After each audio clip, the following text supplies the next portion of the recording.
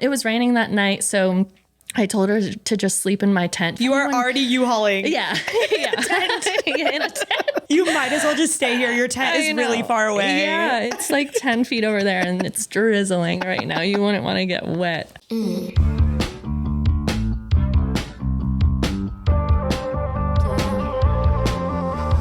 Welcome back to Made It Out. I am so excited about who's on my couch today. I have been following Nicole from Dope Kitchen for 4 years. Oh my God. I've been watching you get baked and cook. No way. Yes. From the very start. For a while now, yes. And she just recently came out, and so we're going to hear all about it. Hell yeah. Congratulations. I'm so happy for you. Thank you. Tell me, let's just jump right in. But I want to go back. Like, tell me, where did you grow up? Where are you from? What was your childhood like? I'm from Rhode Island. I came from a very Italian family, pretty big family. My childhood was, fairly normal. I was a dancer growing up, and I was around a lot of feminine energy all the time, which can be a scary thing. Lots of drama in the dance world. If you've ever watched Dance Moms, that's my life as a kid, sort of. Oh, wow. I mean, it was, I did a lot of dance competitions, and some moms can get really catty and girls can get really catty. So that was just part of my life growing up. But otherwise, my childhood was pretty normal. What I like to reflect on about my childhood now that I'm out as an adult is that I just never really had any opportunity to see myself in other people. So I feel like I was assumed to be straight my whole life, and I was assumed to be a certain way and didn't know that I could be any other way because I didn't have that representation. So do you think that being in the dance world affected your, maybe ability to see your queerness or coming out at all? Maybe, because, I'm constantly surrounded by women or girls who have crushes on boys, and I just couldn't really relate. I remember when a lot of my dance friends started to get boyfriends, I just felt like I had to pull back from that friendship because I just couldn't relate, or I wasn't having those same experiences. I didn't have a boyfriend in high school at all. So I just felt very different than everyone else, but I couldn't really figure out why or explain why. So you didn't know that it was because of your queerness? Yeah, no. So you kind of just, what did you think it was? You were like, I thought I was a loser. I don't know. Yeah, no, that's tough. Because you're like, I'm not doing what you guys are doing. It was just confusing. And, growing up in the 90s and early 2000s, there's just no representation on in the media. I feel like the media always portrayed lesbians as being a physical type that men do not want at all, because God forbid a really hot woman likes other hot women. Because those are women that are reserved for men in the media, Yes. What a good way to put it. Yeah. And that's when men get so angry. Yeah. I feel like at hyper feminine lesbians, and I'm like, no, you're not gay. You couldn't be gay. Exactly. We piss them off. Yeah, exactly. So at what point did you date guys at all? Yeah. All throughout my 20s and in college. So I had one boyfriend when I was 25 and he kind of sucked. And one of my friends said, why are you with him? Do you just want a boyfriend? Is that it? Are you just using him just to say that you have a boyfriend? And I was like, I don't know, maybe, but it just made me think a little bit harder about why I was staying in a relationship with a man. And maybe he was just my beard. I don't know. Yeah. I was just hiding and using another man to hide what I really wanted. So did you have a gay awakening or a gay panic moment? After I had broken up with my boyfriend, I was 26-ish, and I was still only dating men for a while, but it wasn't until the pandemic hit. I was 28. I think I had just turned 29 years old. I was like, okay, the world is ending. So I can't wait any longer to try to discover who I am and what I want. So I changed my Bumble settings to only women.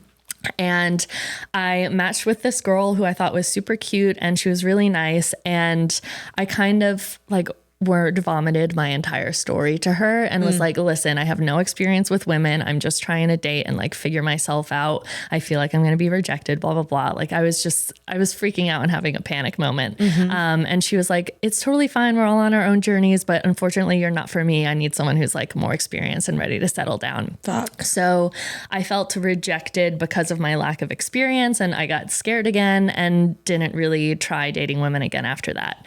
So I just kept finding excuses to push off the exploration of dating women. And I kept forcing myself to date men because I kept trying to believe the narrative about myself that I could potentially be straight.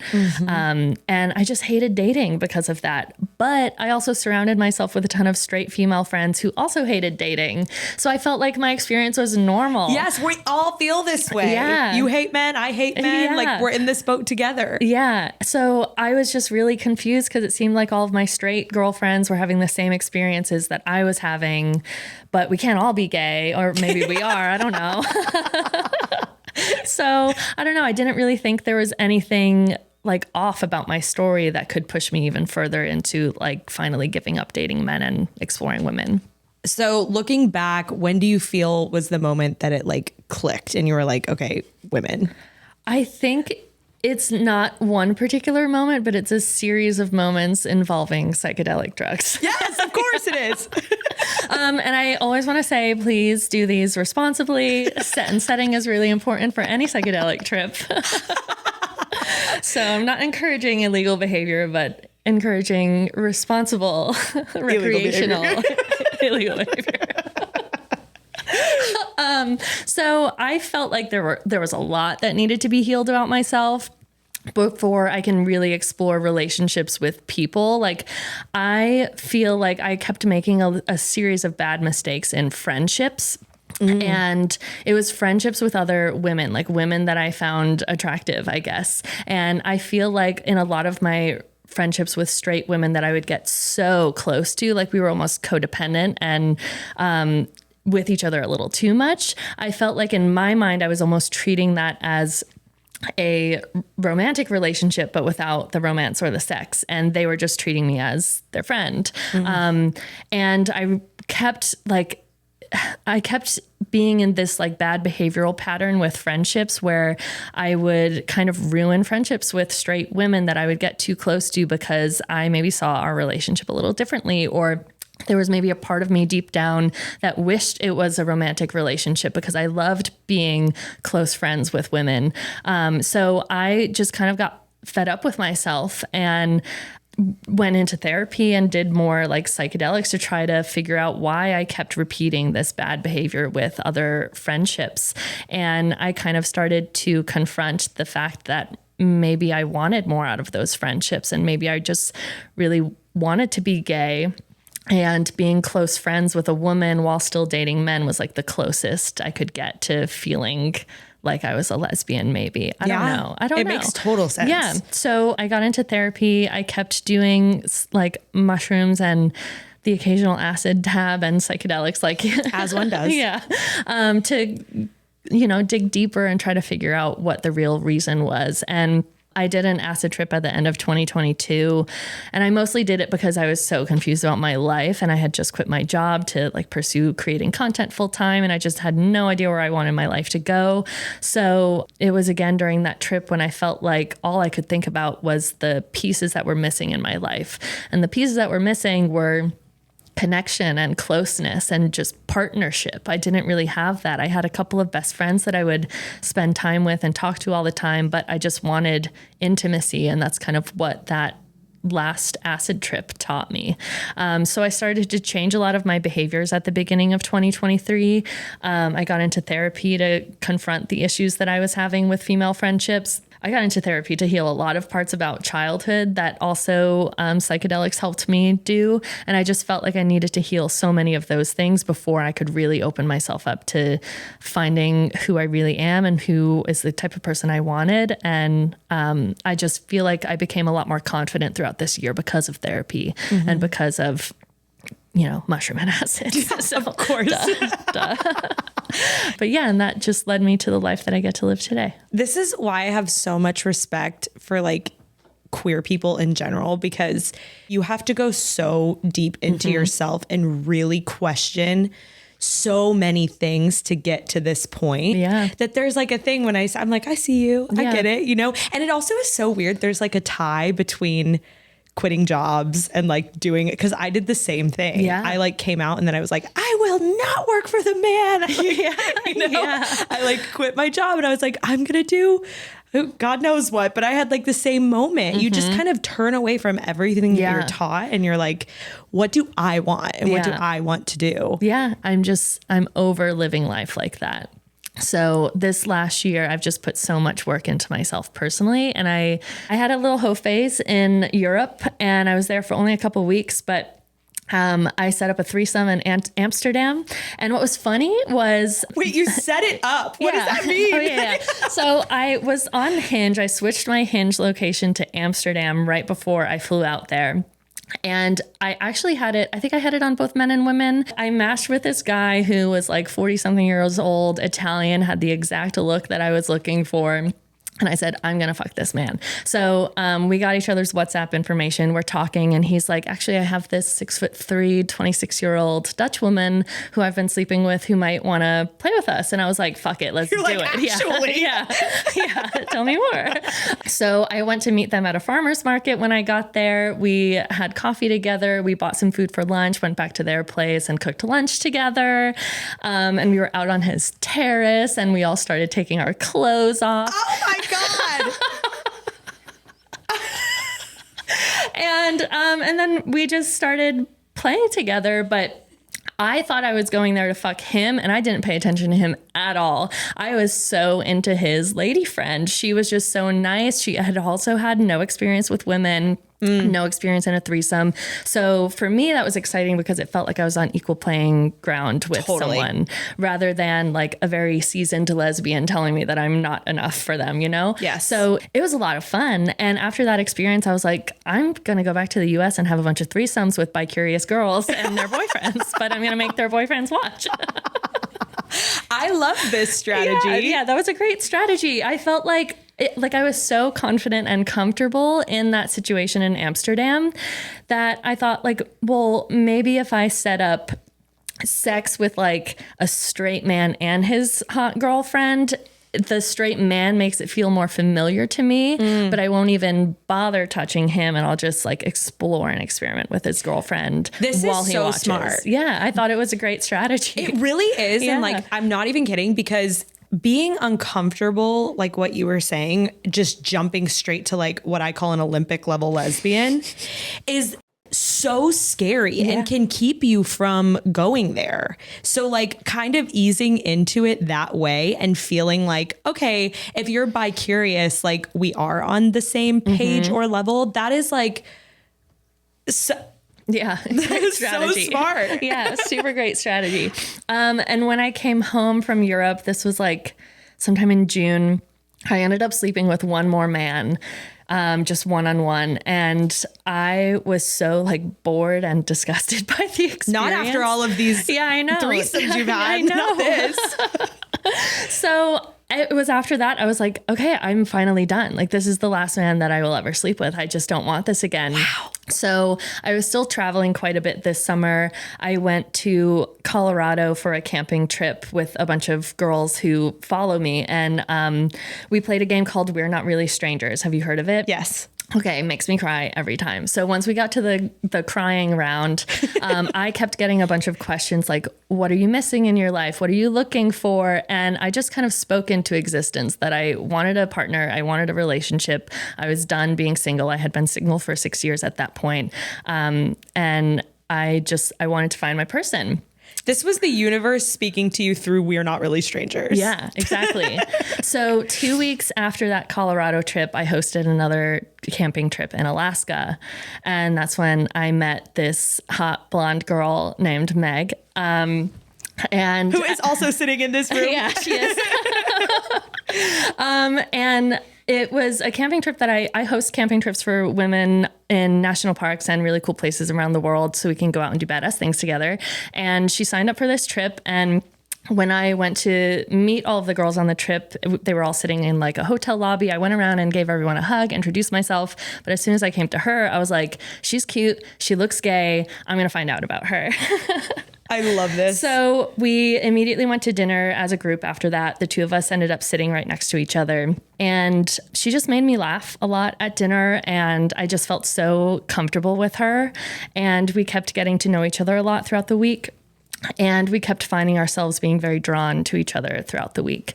So as I'm learning more about her, I'm learning that she's like from Baltimore. She kind of had another situation back home, but she wasn't quite sure if it was right for her anymore. So we opened up about our experiences with dating and our other life experiences and things we're both going through. And we just connected so deeply throughout the week. And I was definitely developing some feelings for her, but I kind of didn't know that I had the green light to like turn it into anything beyond just like an innocent little crush. So about halfway through the week, we went on a like 9-mile hike together. Oh my God. And we were together for probably 6 or 7 hours, just alone. The rest of the group was on the hike as well, but we're fast and competitive hikers. So, we were far ahead and found our alone time. So we just had some really wonderful conversations and got to know each other deeply. And it was on that hike, she asked permission to flirt with me, which I thought was so cute. That's cute. And we both kind of regret not kissing each other at the top of that hike once we got to our destination, but we'll have to go back and make that happen. Mm-hmm. But it was that hike that made me think like, oh shit, like this is the first time I've ever really felt feelings like this for a woman. Like I'm really developing a crush on her. What's going to happen the rest of the week and what's going to happen after this trip? She lives in Baltimore. I live in LA. Okay, wait. So was this like this wasn't like a gay panic moment. You felt good, or was it scary? It was kind of scary because I knew I was attracted to women, but I had never had like deeper emotional feelings for a woman before. And that's what I was setting out to find. Other than, trying to get sexual experience with women, I was still trying to look for that emotional connection. And this was the first time I had ever felt it. Wow. So, and I'd never really felt this with a man either. So at 32 years old, for the first time ever, I'm finally experiencing what like a good crush feels like. Oh, it's the coolest feeling. Yeah. So we drove to this second campground, and once we got there, our trip guide said, okay, we have to split up a little bit. There are 4 campsites right next to each other. The majority of the group is going to be there. 2 campsites that are spread out throughout the park, you're going to be a little more alone. So everyone else kind of quickly secured their spots at the main campsite. And my girlfriend and I, or she's my girlfriend now, but we looked at each other and just kind of assumed that we would put our tents next to each other. So we did. We went to set up at one of the more remote sites. We had a lot more privacy. So it was kind of at that moment when I was like, okay, something's going to go down this week. It's happening. So you asked and the universe said, here you go. I was fucking her like crazy for like the second half of the week. And there were times when, we'd be sitting next to each other at dinner and I'd press my leg against hers. And my vagina was a waterfall, let me tell you. Yes. It was, oh wow. There was just so much sexual tension between us.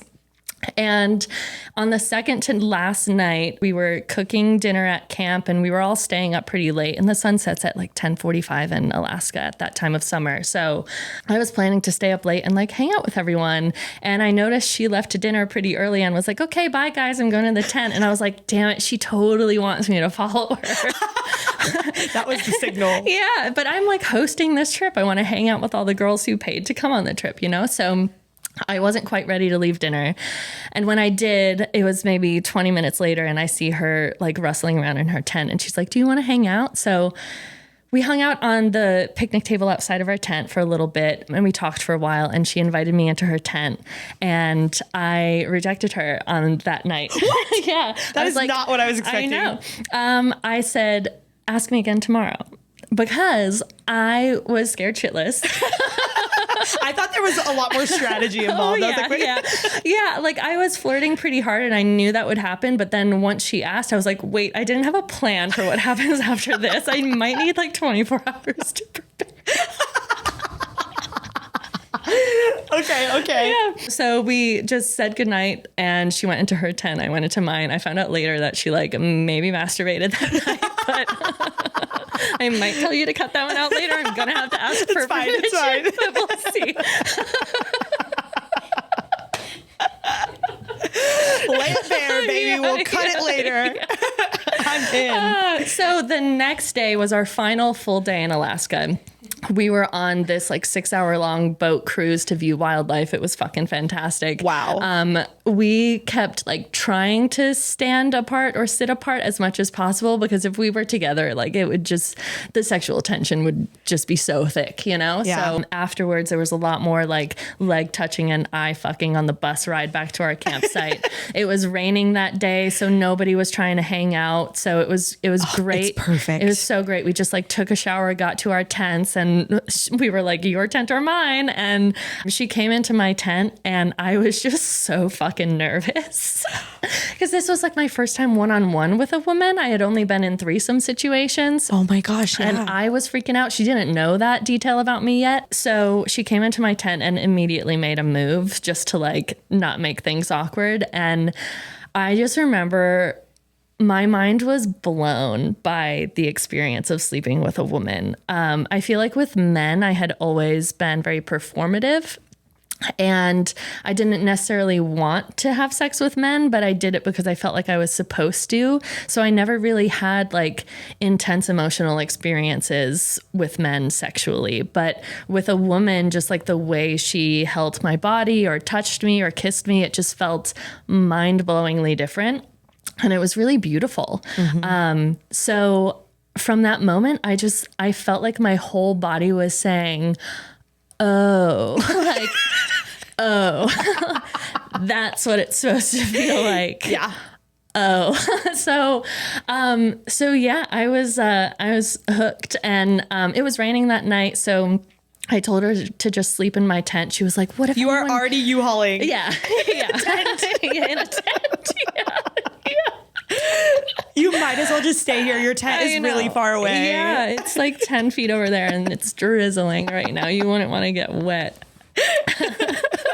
And we fell asleep to the sound of rain in a tent, which was pretty fucking awesome.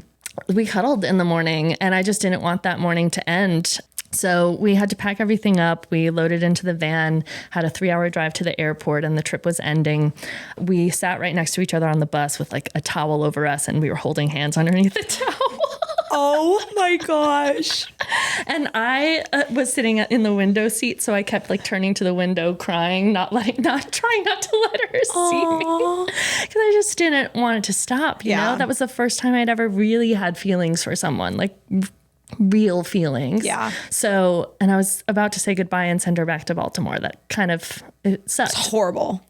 So we get to the airport. I say goodbye to everyone else and I save her goodbye for last. And we had this really powerful hug. Like we didn't want to stop hugging each other, but then she pushed me away.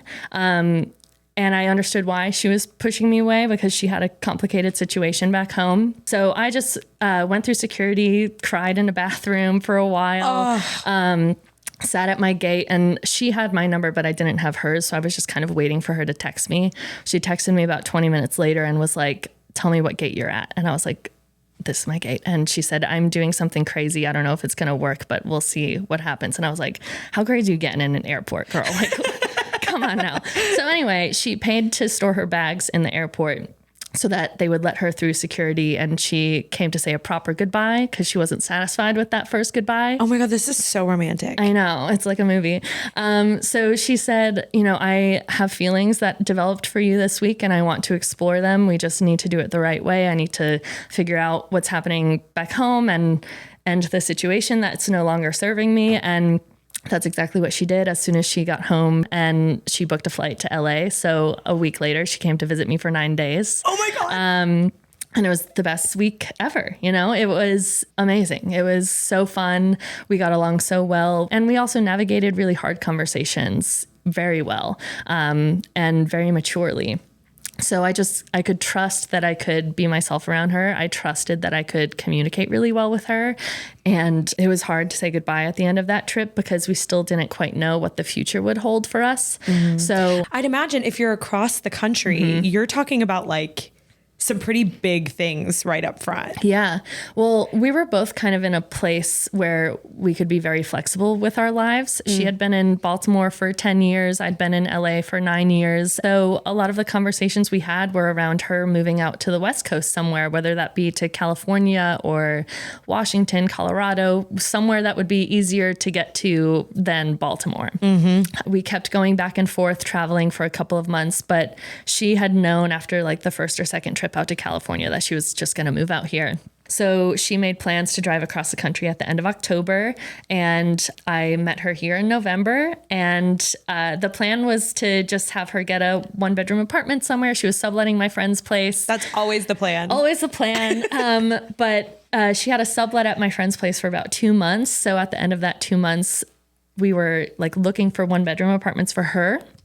And started to have conversations about, you know, like, what's the point of signing a 1-year lease when we've already been together for 5 months? This fiscally doesn't make sense. Yeah, it just doesn't make sense. She'd have to buy like all of her own furniture and like sell it again in a year because my furniture is really nice and colorful. So, so like, why not just look at what 2-bedroom options might be? And we ended up finding a cute house in this neighborhood. Yeah, we're neighbors. Yeah, we're neighbors now.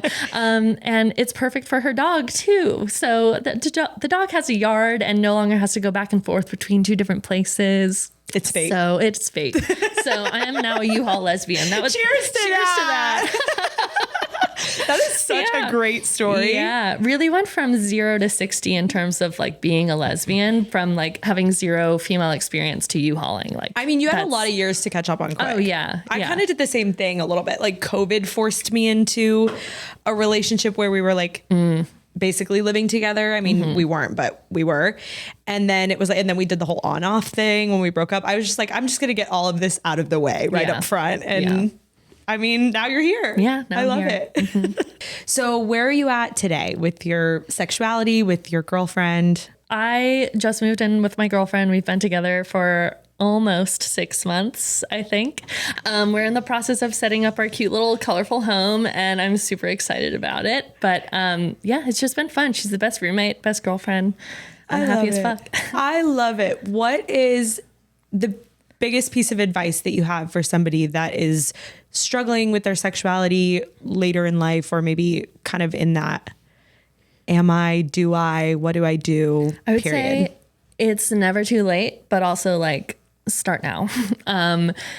So I don't know. I feel like I get comments from people now that I have shared my story who are like, I'm 38 or I'm in my 40s and I'm confused and I'm scared because I don't know if other people are going to accept me for coming out so late. But in my experience of meeting other women on my journey to coming out, especially in the last year, I've met so many people who are around my age and just starting to figure it out. So it felt really nice for me to have friends who are even slightly older than me trying to date women and figure out their sexuality for the first time in their entire life. So there are so many people like us, and you're never alone. And even if you live in a place where maybe it's not as accepted to be out and gay, like there's always a community for you, even if it's just on the internet. So just share your story, explore. It's never too late to explore, and just get out there and try. Yeah. Yeah. If you're questioning a little bit, lean into it. Yeah. Yeah. And for me, I was always so scared because of those first dating experiences with women where I felt rejected or turned away.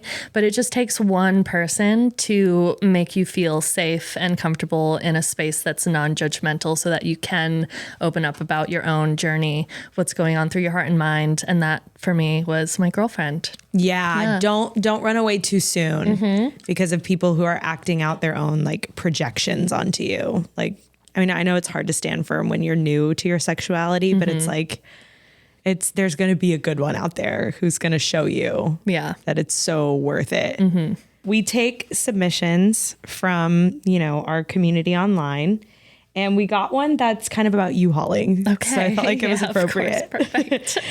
My girlfriend and I have been dating for 3 months, and her lease is about to end. She doesn't want to sign another year lease, but I feel like things are moving a bit fast. What should I do?